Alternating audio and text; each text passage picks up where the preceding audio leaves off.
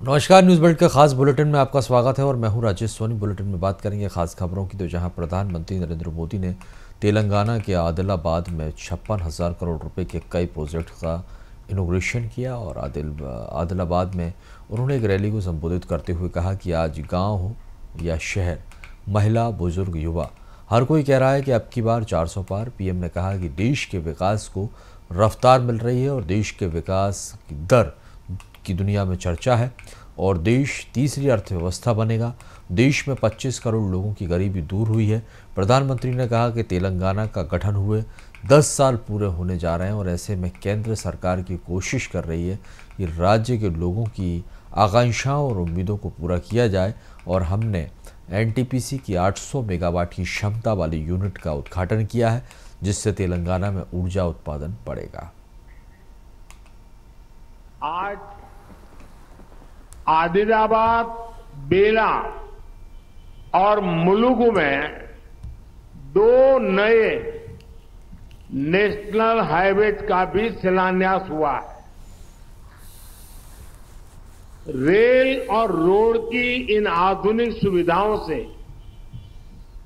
इस पूरे क्षेत्र के और तेलंगाना के विकास को और रफ्तार मिलेगी। इससे यात्रा का समय कम होगा, उद्योग और पर्यटन को बढ़ावा मिलेगा और रोजगार के अनगिनत नए अवसर पैदा होंगे। की अर्थव्यवस्था मजबूत होती है तो देश के प्रति विश्वास बढ़ता है, तो राज्यों को भी इसका लाभ मिलता है, राज्यों में भी निवेश बढ़ता है। आप लोगों ने देखा है कि पिछले 3-4 दिनों से पूरी दुनिया में भारत की तेज विकास दर, इसकी चर्चा हो रही है। दुनिया में भारत ऐसी इकलौती ओनली बड़ी अर्थव्यवस्था बनकर उभरा है जिसने पिछले क्वार्टर में 8.4% की दर से विकास किया है। इसी तेजी से हमारा देश दुनिया की तीसरी सबसे बड़ी अर्थव्यवस्था बनेगा और इसका मतलब होगा तेलंगाना की अर्थव्यवस्था का भी तेजी से विकास।